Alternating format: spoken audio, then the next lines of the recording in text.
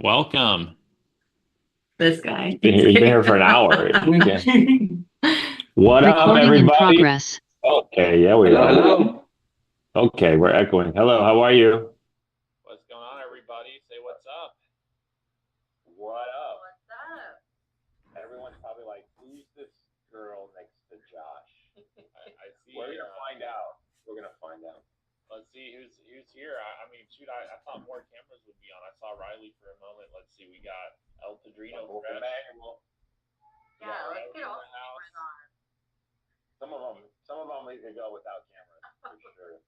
We got Tim Whitman. We got Mr. Market. Have you met Tim Whitman? No, I don't think so. Tim is our. What are you, Tim? He's like our number one supporter. Yeah, exactly. Basically.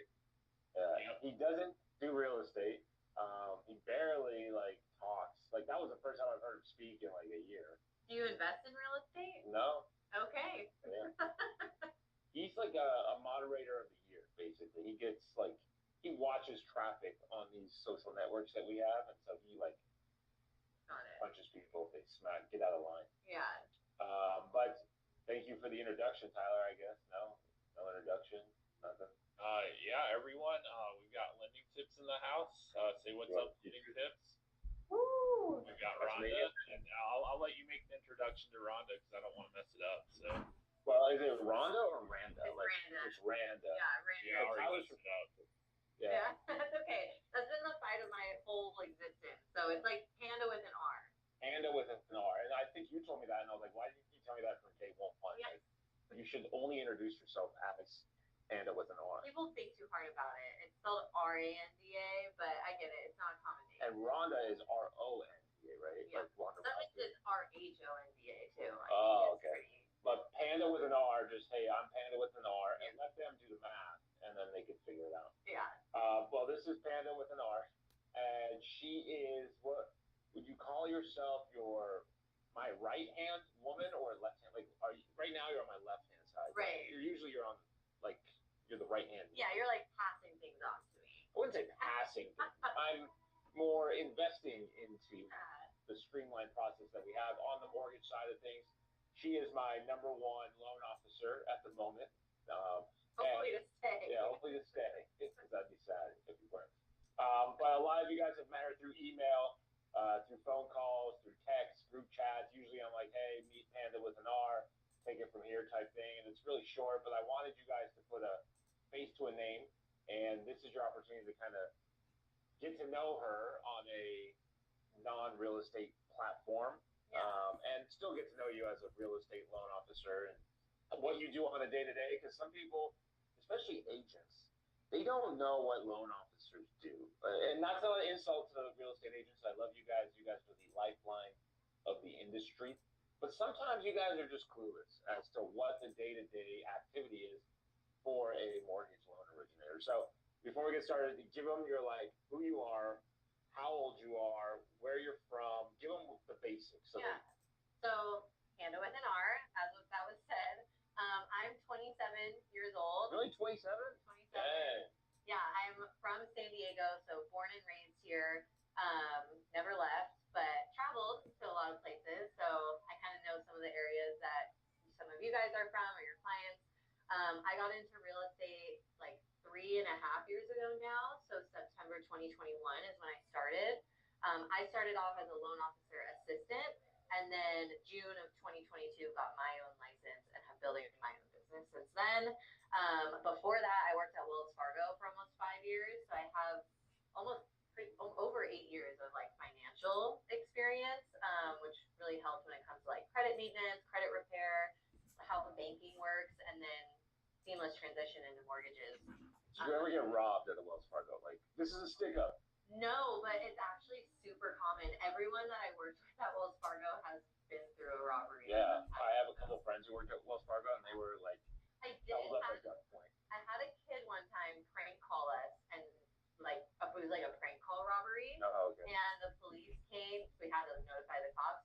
They came, tracked down the phone number, and this mom brought in her son and made him apologize to all of us. That's nice. That's the closest thing I got to a robbery. You just don't get prank calls anymore. Good old fashioned prank calls. It's extinct. Yeah. It's papering and good old fashioned prank Bring calls. back prank calls 2025. You guys are out here doing TikToks. You forgot about the good old fashioned. Honestly, some of your cold calls might be prank calls. That's true as well. And so, why did you go from Wells Fargo to mortgages? Super random. Yeah, So she got depressed there. Did you see that? Like, no, I actually, people always tell me, they're like, you seem like you love your job. And I'm like, I really do love my job. That's good. I honestly was just exploring other options outside of working a corporate job. So I was really getting sick of like the 9 to 5, being in the same spot all day. It was honestly giving me anxiety. And so I just shot out on Facebook like, hey, I'm looking for something hybrid or work from home, more flexible. This is my experience. And honestly, super full circle moment. My dad did mortgages when I was a kid. I don't even know if you know this. Oh. Yeah, okay. Yeah. So my dad did mortgages when I was a kid, and he did really well at it, super successful. He got his best friend into doing mortgages. Long story short, my dad threw his life away, and I don't have a relationship with him anymore, but his friend stuck with the business for like 20 plus years. And when I posted that Facebook post, he reached out and was like, hey, I'm super busy. I could use an assistant. At this time, interest rates were like 2 and 3%. Yeah. So I, gave it a shot, was working for him, honestly, just like under the table. I was basically doing all of his like processing like getting documents, learning how to originate a loan. He specialized in VA loans, so I learned a lot about VA. And then kind of just as interest rates started to creep up into 2022, his pipeline went way down and he had to cut me part-time, which is why I decided to get my license. And just build from there. And so. And is he still around, that guy? Should we recruit him? Yeah, I think he's mad at me because I left him. But we could try to recruit him for sure. What if he tries to recruit you? Then we're in big trouble. Damn it. I've seen that, yeah. Yeah. See what hell it's like. Yeah. All right, so we got Randa in a nutshell. If you guys have any questions about after this call, but in terms of like a loan officer, I know what they do, but how would you describe it in 100 characters or less of like what a mortgage loan officer does? Characters or less. You're already over. Yeah. I feel like being a loan officer is a lot to juggle because you have two sets of clients. Like I have my realtors who are technically clients because they're referring me their clients and I'm helping build their business. Yep. Then we also have actual home buying, refinance clients as well. Yep. So two different clientele pools. I would say it's a mix of networking, meeting with people, helping others build their business, but also a lot of phone calls, a lot of crunching numbers, a lot of income verification, a lot of tracking down documents. Definitely over 100 characters, but I was gonna cut you off. Yeah, that's essentially what goes on. 1,000 characters. And what would you say is harder? Be honest. Is it being a loan officer, or you've seen agents, or being an agent? I equally think there's probably kind of both hard in different ways. Yeah. I mean, I get really close with my agent partners, especially here in San Diego, where I've done like a full day of showings and I've done like all the things. And I personally don't think I'd want to do that. Like you're kind of on call for your clients, kind of having to drop your schedule to go show them houses and things like that. But at the same time, I also tell my agents like, hey, once you're under contract, your client's not going anywhere. As a lender, that's when they start shopping us. And then it's like, we could have been working with this person forever and someone's offering like 0.0001% less. And they're like, oh, and so I think there's maybe more loyalty with realtors and their clients just because you maybe get more face time with them. Yeah, you build a relationship, you get more time with them, you understand their families, and it's directly correlated to their monthly expense. Like someone could like me all they want, but if it's a matter of $100 or not, you know. So, but that's what's kind of nice with working with us is we're pretty competitive. Yeah. And we don't like to lose, which is the goal. Yeah, we always try to keep it in any way that we can. But at the same time, it's tough to make less money on every deal, and you have to negotiate your own livelihood. But at the end of the day, we get it done just for our clients and our real estate relationship with the agents. But our goal is to provide the best customer service possible. Is that hard with like a full pipeline? Like, what's your like cadence? Like, how do you manage so much? I feel like really following my CRM has helped me a lot. Like calling people when I need to call them. My whole calendar is basically booked You use Follow Up Boss. I use Follow Up Boss, and then I use my Google Calendar. I put everything in there. Nice. So it's really just having a full day and sticking to it. Yeah. Making sure, like, especially on the loan side, like blocking out time usually in the mornings to like actually do the loans and process those and make sure things are going smoothly on that side, and then afternoons for like appointments or things like that. But how do you do all the events and stuff? Like that's just. So the events actually helped me a lot because before doing the events, if anyone doesn't know, I do like 3 monthly events. I do a weekly coffee hours. Before I started doing that, I was doing like 40 plus one-on-one meetings a month with people. Oh, wow. And so the events, the weekly coffee hours gives me an area to funnel all of the people that, you know, I want to meet with, or they want to meet with me, to one place. Oh, okay. So it's like a one-to-many approach versus a one-to-one. And then for the more like, you know, ready to go buyers, or maybe new people that need buyer consults, or agents that have production going, that reserves my one-on-one. Nice, yeah, that's fine. If you guys want to know when all her events are, they're shameless plug here. They're in the school community under calendars. I went through them one by one and I put them in because I do not have an admin guy who wants to do it. So they're all in there. You can join some of them virtually. I know we have one at the end of the month. And you attract different, and this is one of the things I wanted to talk about, is how you come up with these events. Like you have a women in book club event. Like, first of all, that's sexist. And number two, I know a lot of you guys are men on here. So. Yeah. Number two is why a book club? Like that seems so outdated. Yeah.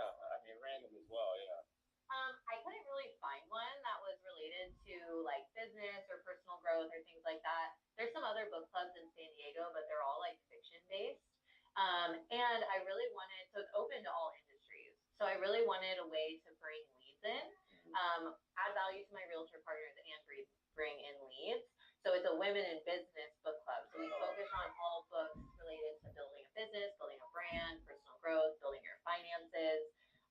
And it gives my realtors an opportunity to bring in their female entrepreneur clients, add value to them. So really, I enjoy connecting people with other people. Yeah. So that's what that's done. We've had over 70 people join the book club. And it attracts different people depending on what book we're reading too. Yeah, yeah. And then you funnel the leads, and how do you manage that, like that lead system? There's got to be you just don't show up, right? So when it comes to the book club specifically, I have an Eventbrite page. So I gather everyone's emails on there, and then when they come to the group, we have a Women in Business Book Club Instagram group chat. So anyone that's ever come in person gets added onto that. And then basically I add everybody into my CRM. So their emails, their phone numbers, I send out a weekly email to people, which you guys usually see on the school platform, I think. Yep. And yeah, so kind of just touch on them that way, and then funnel them to more events. So like I said, I do regularly monthly events that happen every month, but then I also will do random things like beach cleanups or toy drives or things like that. So then I have a whole source where I can tap into people that have been interested in those things before. And that's what I wanted you guys to kind of take away from this whole event thing, is she does them with real estate agents. So she did a beach cleanup.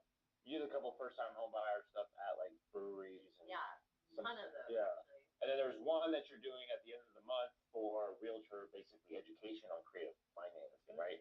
So not only is she providing value to her real estate partners, she's giving value to the community. She's giving value to first-time home buyers in a way that most people aren't. And would you say that helps your real estate agents like stand out a little bit more? Absolutely. Yeah. And that's kind of been my thing, is like finding ways outside of the box to meet people or connect with people. And also, like when I first started my business and doing like beach cleanups or toy drives or things like that with agents, I was kind of looking at it in a way of like, okay, even if like worst case scenario, we don't see a client out of this, we still did something good where we feel like we're winning, you know? And I'm a big believer in like energy output. Like if you're putting out the energy, it's going to come back. It might not be directly from that avenue, but it'll come back in other ways. A lot of hand movements. I got lost with the energy there. Okay. So that's where that comes from. Like, dang, that's too much hand gestures. So you work with a whole bunch of agents. You probably have at least 25 to 30 that you work with on a daily basis. Yeah. You work with everyone in this Zoom call, hopefully at least once or twice. What do you think the best, how do I put this? What do you think the best tool is that realtors have used to generate leads for you and for themselves? Like, who are your top agents and what are they doing right?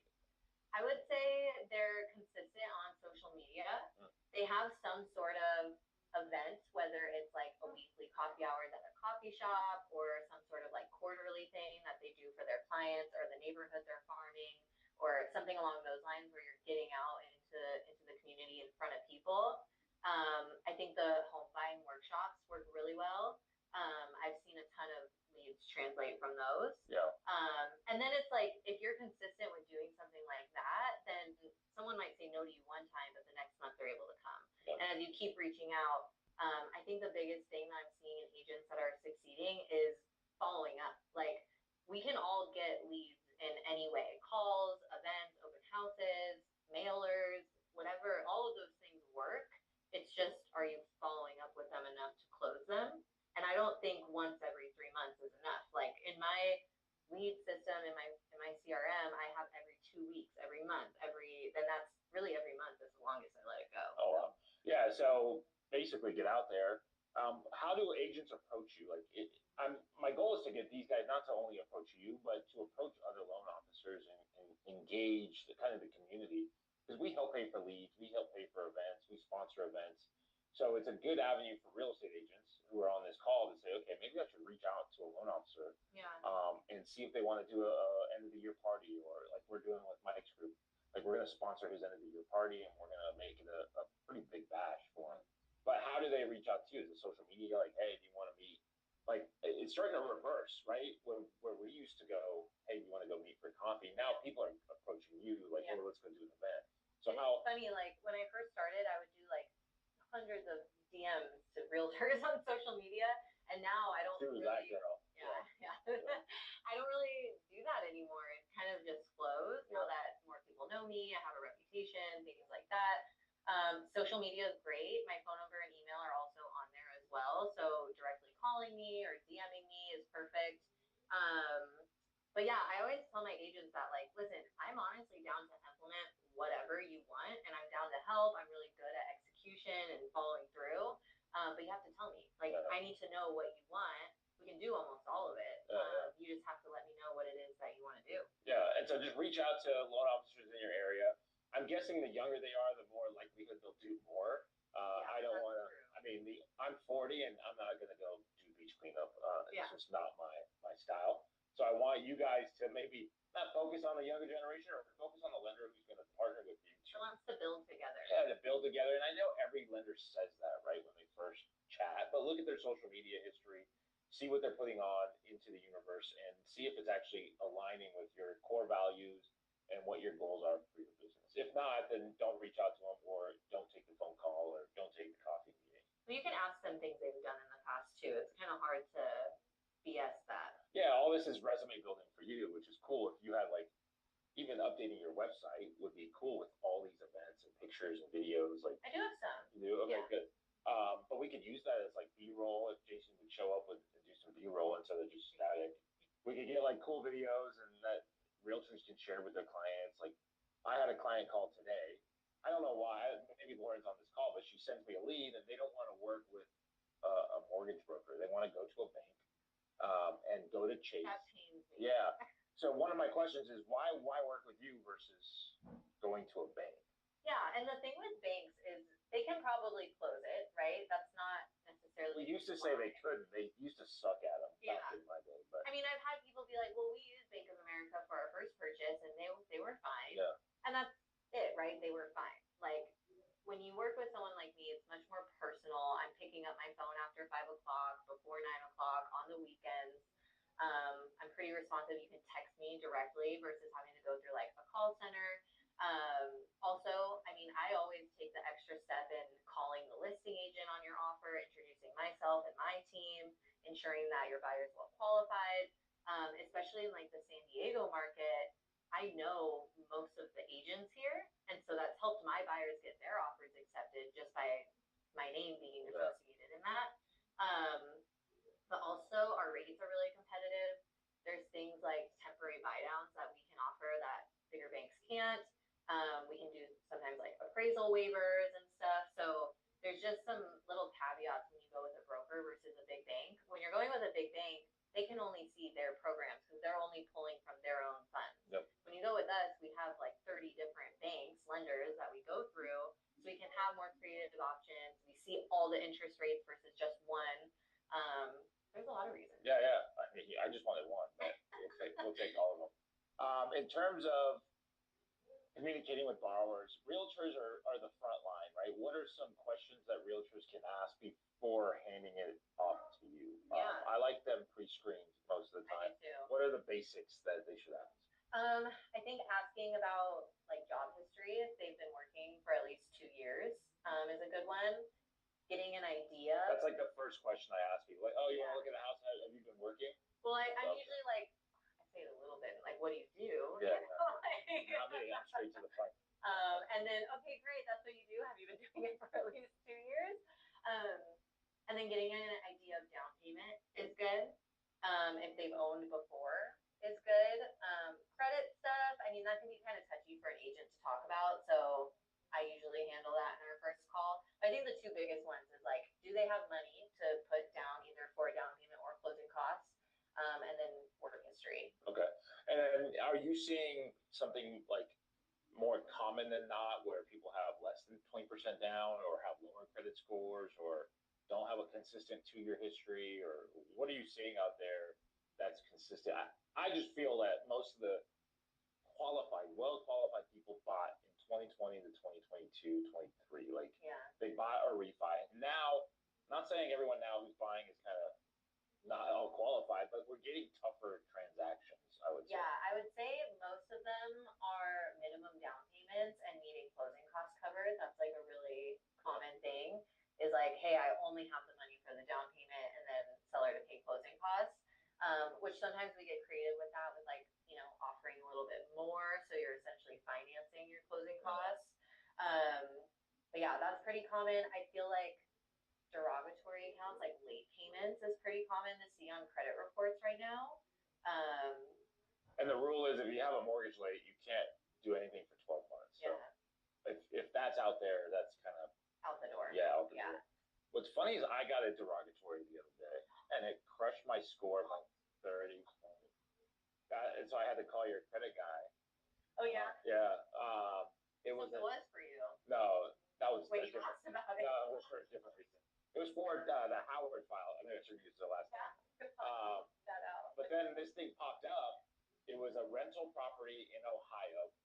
The tenant never switched the utilities out of my name into his. So he's been ringing up this bill, and I didn't know about it. You got a derogatory on the utility bill. On the utility bill. I don't think that shows up on your credit. It showed up. It went to collections. And so it dropped my score by 30 points. I was applying for a home mortgage. Luckily, it was hard money, and they were like, hey, bro, your score just dropped 40 points. What is this? And oh, man, it was like Ohio Electric Company. And I was like, I have no idea. And I call them, and they're like, some group from India trying to take my money, like the collection agency. And I'm like, oh, I'm hanging up. Well, hopefully Adrian can help. Hopefully someone can help, because I'm that guy now. I'm the derogatory guy. So sorry for the sidetrack, but that does pop up. I thought of one more question agents can ask. Okay. This is like backtracking, but an idea of monthly payment, I think, is really important, because depending on the area you're in, like we're in San Diego, sometimes people will be like, yeah, my ideal monthly payment is $2,000. And I'm like, oh yeah, you're not gonna find anything for that. You're going to Arizona. Yeah, so I think that's a good question too. Anyways, back to you totally. your derogatory. Yeah, derogatories. What I'm seeing is a lot of cosigners popping up. So I think the last 4 or 5 conversations I've had, it's, hey, my parents are gonna join me as a cosigner. Or gift funds. Gift funds are huge as well. The tip with gift funds is just don't deposit it. Yeah, don't put it into your account. I don't know why people feel like they need to take the gift and put it into their account. You just got to wire it straight to escrow, whatever. Well, especially like I have one closing next week, and she's getting her down payment and closing costs from her dad. And thankfully, I told them, like, hang on to it, wire it at close of escrow, just directly to escrow. And her dad is pulling the funds from like 4 different accounts. So if he were to have just given it to his daughter, now we have to have like the wire transfer, the receipts, her bank statements, all his bank statements. It's like a whole mess. So. And old people don't like that. They don't like giving up their No. bank statements.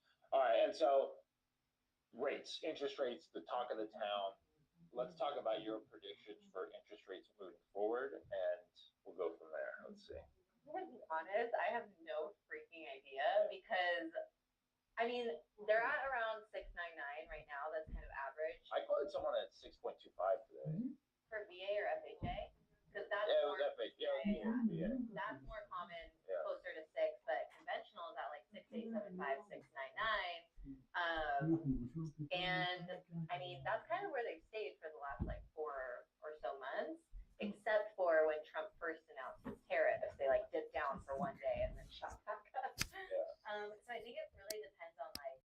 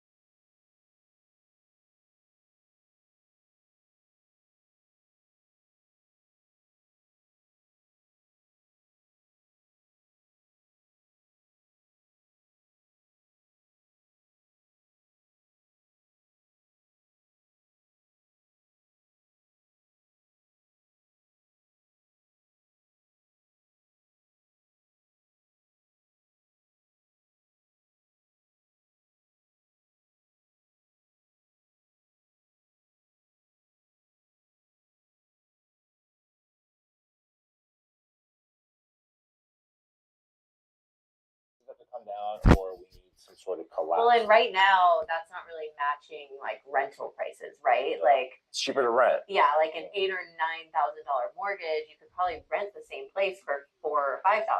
Yep. So I think that's the big like objection that we're seeing right now.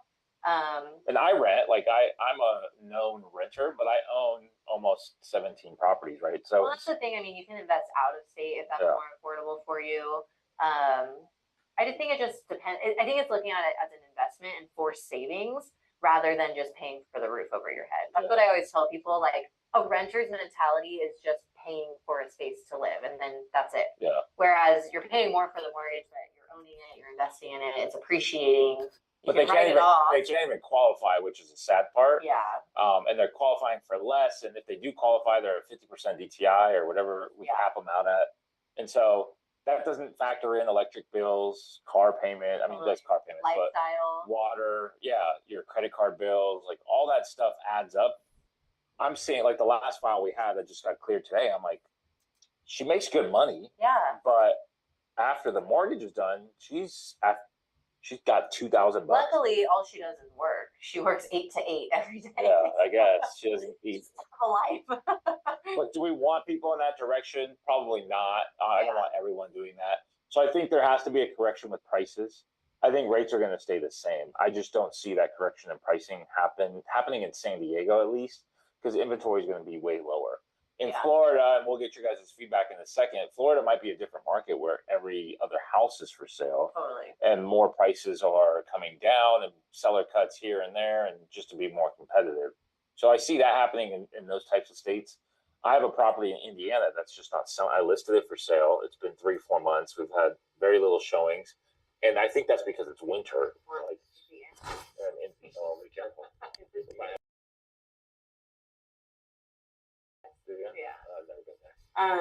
But the point is, things have to come down. I have to drop my price to get more action there. Yeah. And so, from firsthand experience as a lender, a real estate agent, an investor, a wholesaler, a flipper, something's got to give.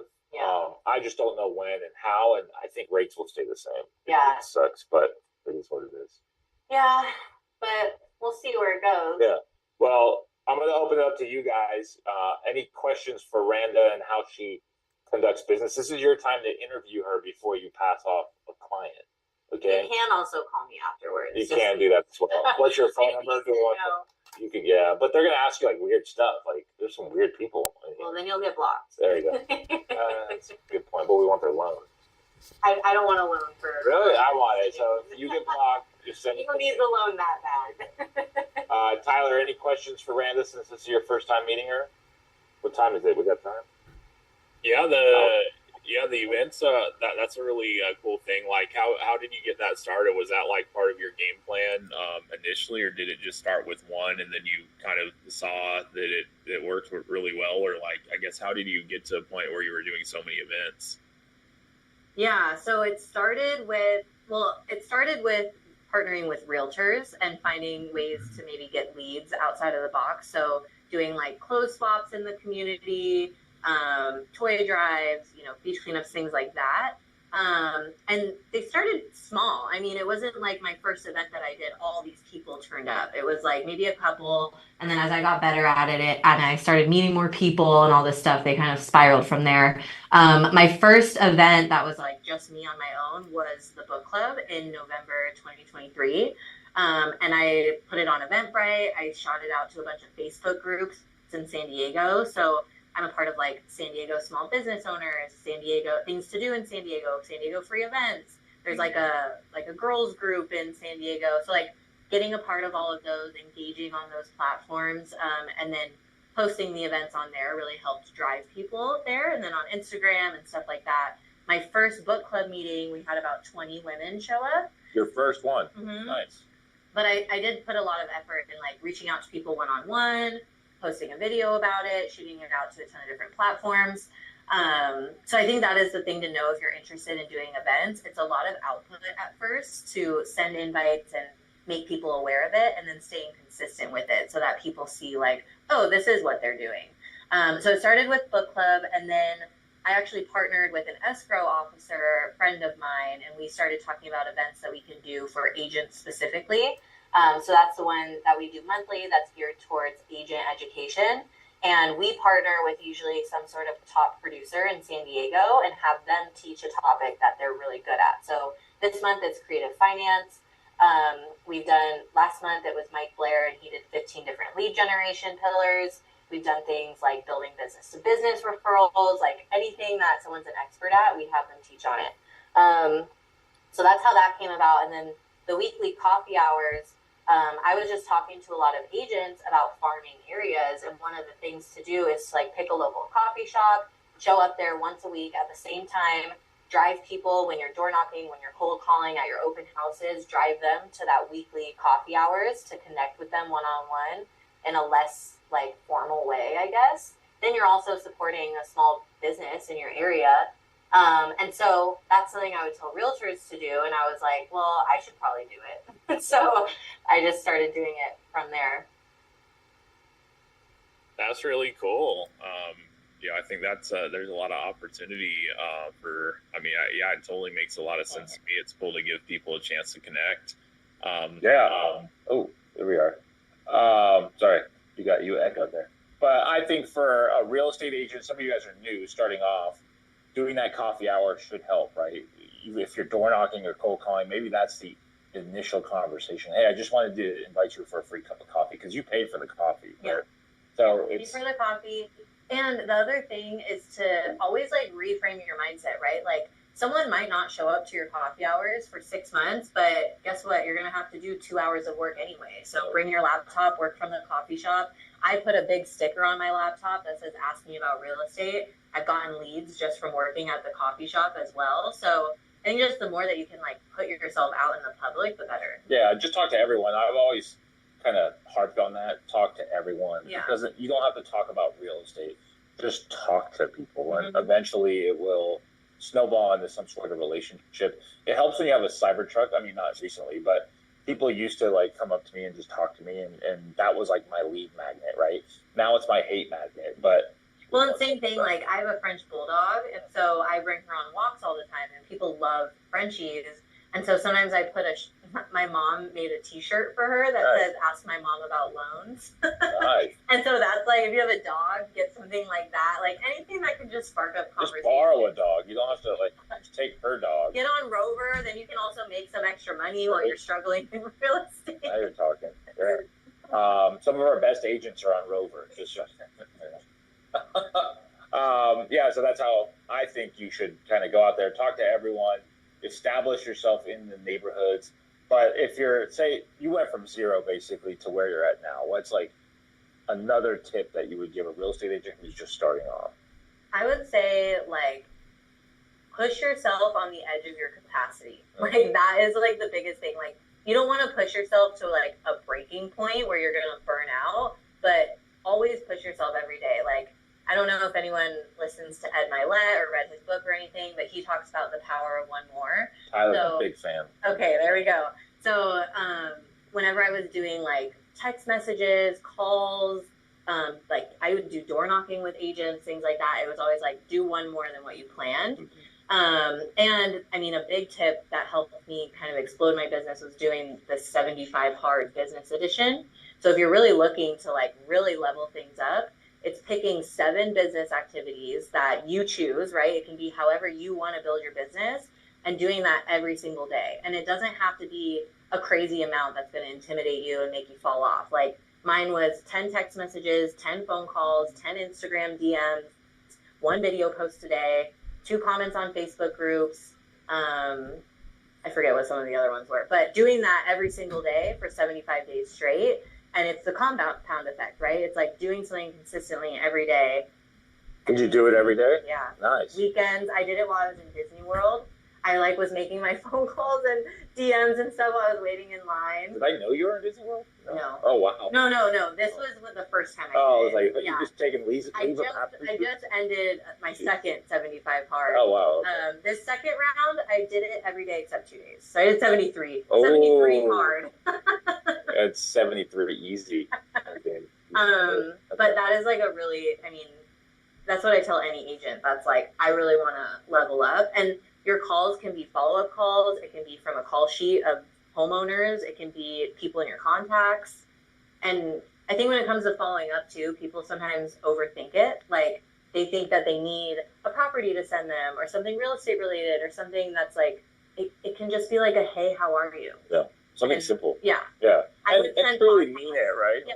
Don't Like just. podcast rec. Oh, that's book good. recs, Yeah. something that's like personal. Yeah. That's good. I forgot what I was going to. Oh, should we do the 75 hard in the school? Should I post that? I think so. Okay, email it to me.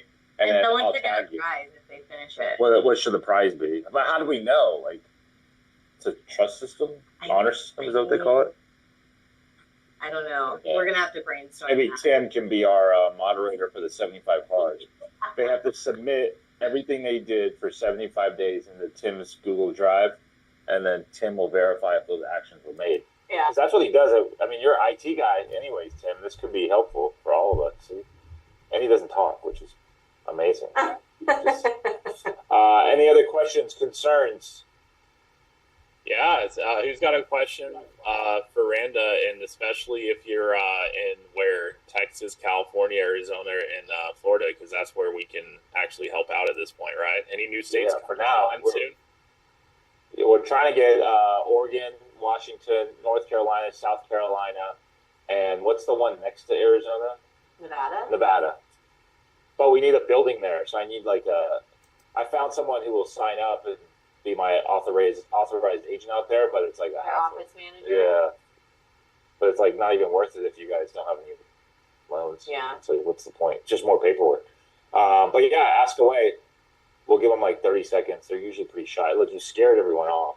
Everyone's like, Yeah, I got a question. oh, here we go. Who is it? It's Diami. It's Diami Ted. I'm out of California. Oh, what's up, buddy? What's up, San Francisco? Hi, Randa. Did I say it right, Randa? Yes. Yes, hi, Randa. Yeah, thank you for coming on. It's all been insightful. My question, though, is I'm going to be a new agent here in the next month or so, and I just wanted to ask, like, with your experience, what's the biggest challenges you see facing agents that you work with, and what would you recommend? How do they overcome those challenges? I think staying in it long enough to see a return, and like staying consistent, still putting work in, even when you haven't seen deals turn over yet. I know just from my experience, I got my license in June of 2022. I didn't get my first loan until December. So it took me 6 months to get my first one. And then, you know, the year after, like 2023 was kind of sporadic with where I was getting deals. And then 2024 really like skyrocketed. I would encourage you, since you're going to be new and like on fire and motivated, maybe try the 75 Hard Challenge.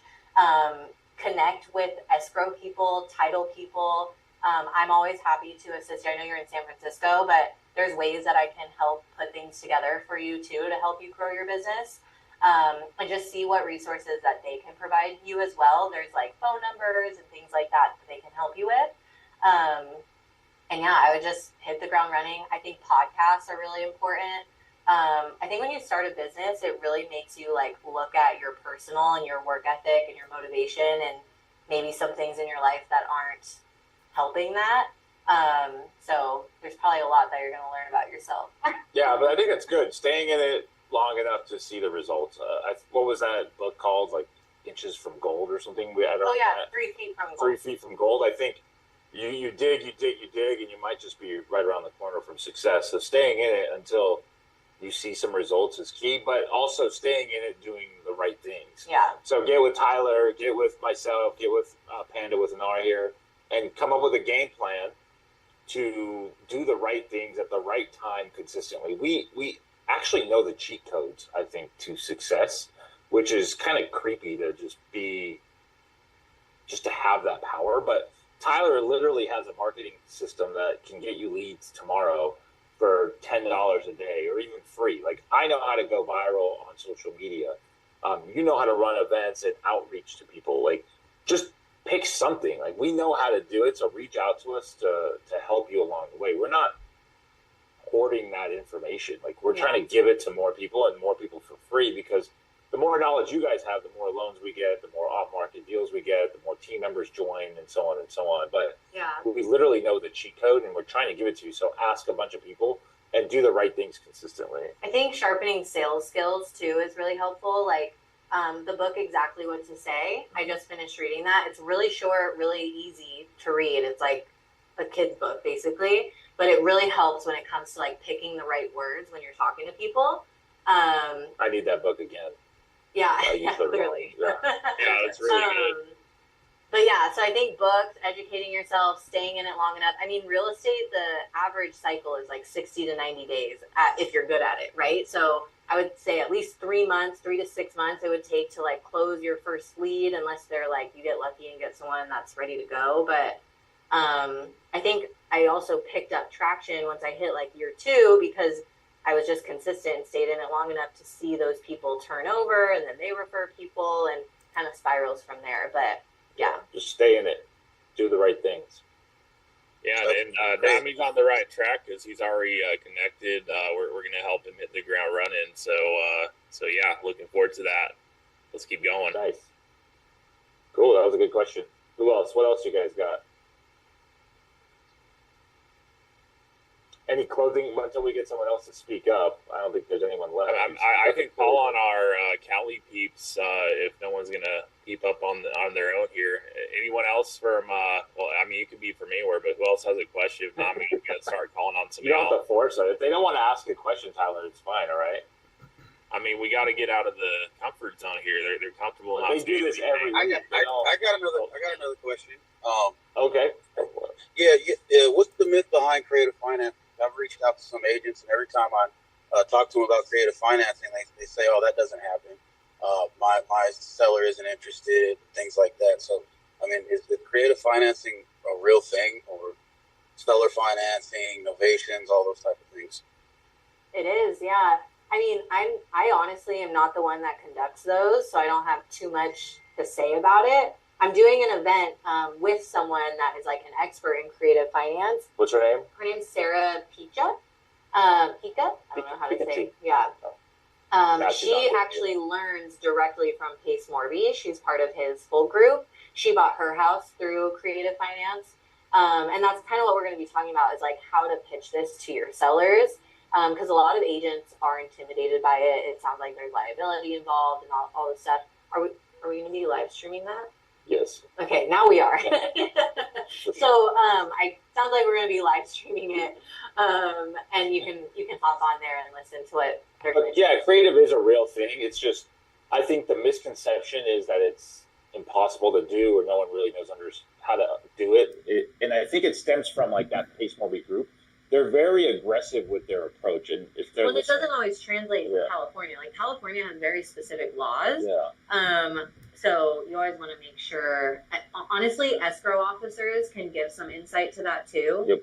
Because they help conduct a lot of the transaction and know some of the legal stuff. Yeah, but these Pace Morby guys are so good, they get in their own way sometimes when they're trying to explain it to an agent or a seller. I think they lose the empathy factor of the whole thing. And if they started from the place of giving to a seller the information, I think, or even a realtor, they would convert to more transactions. So yes, seller financing or creative financing is real. You just have to come from a place of empathy and understand how it can actually benefit the seller at the end of the day. And I think that's the problem with creative right now, is that too many of these, not Pace Morby folks, but Pace Morby people are trained to be aggressive in nature, and it's kind of limiting the transactions or the understanding of a real estate agent.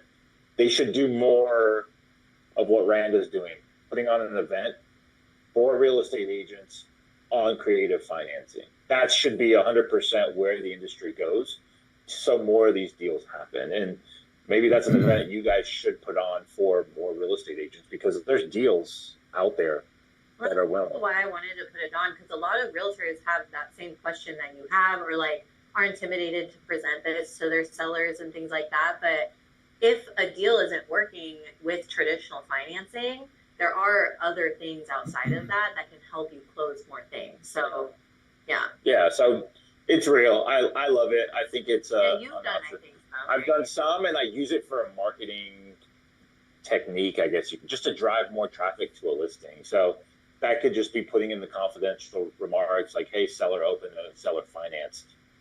I would communicate that to your seller, but most of the time that's not going to be your offer you take anyways. But it at least gets people into the door and stirs up more traffic and more conversations and more options for that buyer to get into the house. Using ChatGPT to answer like basic questions around it too, like how to present it to people, can also help a lot. I use ChatGPT for like everything. Don't rely on it 100%. Like I would still maybe double check with like an escrow officer, or if you know of a real estate attorney or something like that, which would be a good person to connect with anyways. I would double check it with them, but that's a good learning resource too. So really, our ChatGPTs are just talking to each other, right? You ask me a question from ChatGPT, and then I respond from my ChatGPT, and they're just. That's how we're just the middleman. That's how life is going to work. It's just the ChatGPT wars. Yeah, and make sure you say please and thank you, because when AI takes over, they want to remember that you were nice to them. Jeez, it's got a deep turn.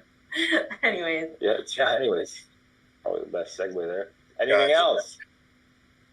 We got questions in the YouTube. What's the most common things clients will get approved or denied for?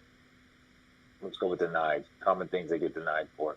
I would say late payments or things sent to collections is the biggest one I see. Or simply just like not having enough income. Yeah, I would say applying for a card or purchasing a card during the escrow period. So they get in the contract to buy a house. Church conversation with my buyers about that before. And then they want to buy furniture or something, and they go to the furniture store, and what does the furniture guy say? He goes, hey, you could save 20% or 0% APR if you open up this credit card today for this furniture. And of course they're going to be like, yeah, let's do it. And they order all this furniture, 0% down, open up a new card, and boom, it triggers the mortgage company once you run a credit pull. And then the mortgage company says, hey, what did you just do? You just ruined everything. And you go, oh, we have furniture for no house. Yeah, no, don't worry, it's 0% interest, but there's always a payment. So then we have to ask for the statement, take the payment. Usually the payment's a couple $100. That could make or break your transaction. And I think that's the biggest pitfall I see. I see it with cars, furniture, other refinances during escrow. It's like, it just complicates things, and that's where I see the slowdown. Or depositing money, like a big sum of money into the account during the process. Yeah, so those are kind of the biggest pitfalls. But the standard stuff like credit score, mortgage rates, derogatory accounts, just not making enough money, those are kind of the common things that we see. Those are things that won't get you qualified up front, and then that's kind of what can ruin it in the transaction. Yeah, we spent like, I don't think you know this, but in December we spent $3,000 as a mortgage company just on credit pulls. And half of those people had, not half, but say 20% of those had horrible credit. Yeah. And they had no idea why, but luckily we can coach them to success. But the credit report is kind of where everyone should start. Go to freecreditreport.com or Credit Karma just to analyze your credit yourself. You guys should all do that every single month anyways. And just see where your credit is so you can coach people on how to have better credit scores. Yeah. What was the other question? Next question. This is also from Void. Can you use the long term as a down payment? You can use your long-term savings, your stocks, your 401ks as a down payment. If it's in like a 401k, you do need to show what the terms of withdrawal are. That's the only. You can borrow against it too. You can borrow against it, yeah, up to 50%, or you could just liquidate it and pay the penalty. But I wouldn't recommend that if you can avoid it. Unless you're over 59 and a half. Which most of these people are not. Not yet, at least. Everyone in here is probably under 40, right, Tyler? Tim just looks over 40, but I think he's under 40. You look great, Tim. The hair. Mostly 40. I mean, I'd say like 30. Lower 30s is probably like the average, more or less. Yeah. So if you have parents, they could liquidate it or they can borrow against it and they can go a little higher. So there's ways to navigate through your 401k, your IRA distribution, all that stuff. Fun fact, you can use your 401k to invest in rental properties, which no one knows, or invest with a fix and flipper. I have a client who gave me $150,000 from his IRA into a flip. We flipped it. He's making 15% return on his money, all while the stock market was crashing. And so he basically saved almost 40% of his actual money by liquidating it and investing it into a real estate transaction. And that's kind of my hurrah story, right? I'm going to use that for a marketing piece. Oh, I have the opposite. I had a client that was under contract at the beginning of March. Really nice condo in Carmel Valley, which is like a really nice area. His down payment was coming from his restricted stock income with Apple. And he decided to cancel because he was nervous of what was going to happen in the economy. This was before the tariffs and everything were put into place. So he canceled and was like, I'm just going to wait it out. Well, now we all saw what happened with the stock market. Now his down payment's gone. And he could have moved it, had it in the house, had it secured. But he didn't. So. Yeah, that sucks. But yeah, that's kind of the pros and cons of the 401k, right? I would not sell it all, but I would invest some into the real estate world. So that's a good question, and I think all of you guys should explore that just for moments like this where the market is probably going to dip down a little bit lower and real estate's always going to be there. My investor's happy. Like, he's only making 10 to 15% return on his investment, but he's happy it wasn't in the stock market. Yeah. So it takes a while for the stocks to rebuild themselves. Yeah, but they always come back, right? That's what they say. But for now, look, he saved that 30% loss. He made 15%. I'm going to give him his money back next month. And then he's going to reinvest it in the stock stock market at a lower price of entry. Yeah. And then it's gonna like this guy's a genius now because he invested with me. But yeah, utilize the stock money that you have wisely and make sure you make the right decisions. You can't time the market. Just how what are you investing in? Is it going to have a return on investment? Is it safe? What are you liquidating? Right? If you're liquidating decent stocks, it might not be a good idea. So there's a lot of factors you have to put into play.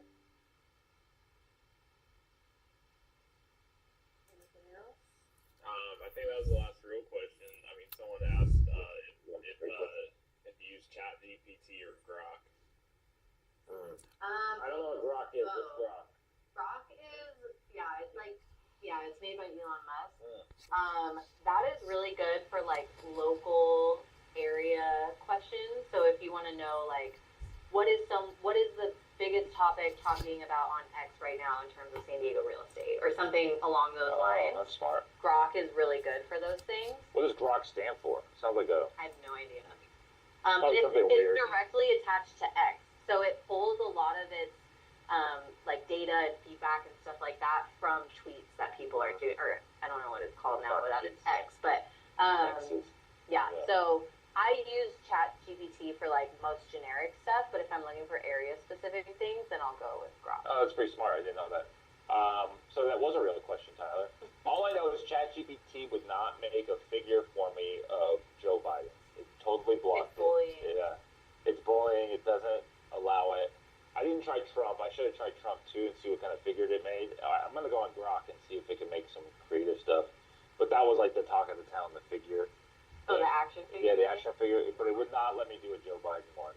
Like, Did you word it like make this action figure of Joe Biden? yeah, and I Well, you uploaded a have to picture word and it. everything. You have to word it. Make me an action figure based on this photo. Okay. Because if you do it for someone else, they say it's bullying. Words matter. Yeah. Words matter. All right, cool. There you Oh, go. me You got the too. hack. Hey Tyler, can I ask a question? Oh shit. Hey Tyler. Someone just died. Yeah, go ahead. Hey guys, this is Amandeep from Charlotte, North Carolina. I had a question about. I was talking to some loan officer here, and she mentioned that I can use my rental property income to buy a loan, to get a loan for that purpose. Is that true? Yeah. Yeah, we can use, so if you already own a rental property, then we can use whatever you claimed on your most recent taxes. If it's been too short of a time where you didn't claim it on taxes, then we can usually use the lease agreement. If you're looking to buy a rental property, we can use the projected rental income to help you qualify for the loan. If you're currently living in a property and you want to move out and rent it out and buy a new primary residence, we can use the projected rental income of the property you're living in. So yes, we can use 75% of the projected rental income because we have to account for taxes. But Yeah, that's a cool program. So I want to buy a rental property. I have 20% down. My debt to income's just not there. The house is vacant. The lender will just say, hey, let's do an appraisal on the rents in the area. And they'll take that appraisal of the rents and they'll give you up to 75% credit towards your debt to income. yeah, And that's kind of the house hack is what they call it for the VA and FHA, right? Where you can get a multi-unit, 3 to 4 units, 1 to 4 it is units. conventional too. Yeah, conventional too, but VA is easier, right? Because it's zero down. Yeah. I've helped people buy a house, 4 units, 0 down. They lived in one, rented the other. They got money at closing. Like it was the perfect situation. And then now they have no mortgage payment because the rents are paying his mortgage. But we were only able to qualify because we used 3 units Right. rent. So yeah, that's definitely a true statement. You can use the rents to qualify. Thank you. LC, That's a simple question. What's up, dude? I had a quick question on the using your 401k for a rental property. Can you kind of go in a little bit about that? Not like all the way. I can do some research, but I just kind of wanted to get your insight. Sorry, the first part cut out. The 401k for a rental property. Oh, 401k for a rental property, all you have to do is find a rental property and you need 20% to 25% down. I would just borrow that against your 401k and use that as your down payment. That's basically what it is in a nutshell. Thank you. Yeah. It's essentially the same as using it for your primary residence. It's just that it doesn't have to be your primary residence, I think was Yeah. the point you're Yeah, exactly. Thank you. All right. Thank you so much. And can I add something to it? Even if you have a life insurance on you with the investment component, you can use that investment component get the loan, get the cash value back. Yeah, so life insurance operates the same way. I think are you talking about like an annuity or just a straight life insurance cash value? No, it is straight index universal life insurance where you have a insurance component and an investment component, and that thing grows Yeah. like crazy. Yeah, exact same concept. You're basically your own bank at that point, Thank you. which is a whole different like creative. You guys talked about creative financing. Like life insurance is probably the original gangster of creative financing. I opened up a life insurance policy. I think it was like a whole life for my whole family. And by the time they're 18, they'll have money in there, and then they can start borrowing against it. So if my kid wants a car, he's not going to ask me. We're going to borrow against his life insurance policy, and he's going to get himself a car or a house or whatever the case I may be. always thought life insurance was a scam. So did I, until you learn the loopholes. I mean, it doesn't benefit you unless you have the right life insurance, right? And that's when learning, like annuities I thought were a scam until you're old enough to start collecting your annuities, and that's your Lifeline. That's your lifeline, your bread and butter. But yeah, that's a whole different video. Maybe we'll have a life insurance guy Yeah. come to your I event. know someone. Really? Yeah. I know a girl. He did a whole pitch for me, and I was like, no. I'll bring my girl on. She's cute. She knows how to explain it. She'll get all these guys' attention for sure. Cool. Yeah. Not that your person wasn't cute, but He's not. okay.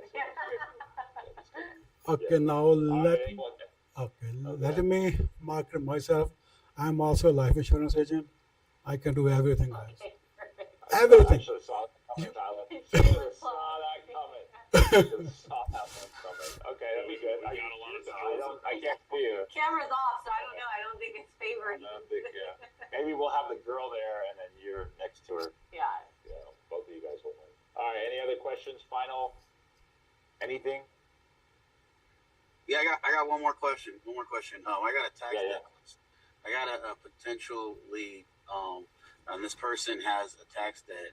They have a good income. They have cash down, decent credit, but they owe the IRS. So I did some research, found out, if you make installment payments for 3 consecutive months, you can still qualify. But can you elaborate on that? Will they actually be able to qualify? Yeah, they'll be able to qualify based on that payment. So let's say the monthly payment they set up is $1,000. Panda with an R here is going to take the loan application and use $1,000 as a monthly recurring cost against their debt to income. So it depends on the payment. You guys still qualify on the surface because they made those payments on time, but they need to negotiate the lowest possible payment based on the debt they had, or it could just wipe away their qualifications. Well, and sometimes, so things sent to collections don't necessarily mean you don't qualify. Sometimes you can still qualify with FHA. But this is a good example. I had a client that technically, based off of his income and his current debt, he could be pre-approved up to $500,000. But because he had some things in collections on his credit report, FHA would only approve him for $400,000. So it can affect the amount you're approved for. Yeah. But it doesn't necessarily mean that they won't qualify. Yeah. So what I would recommend is have that person fake their debt and then come back with a new social, and then come back. And then you build up a 2-year work history. Yeah, we just find someone who's already have it. Anyways, bad joke.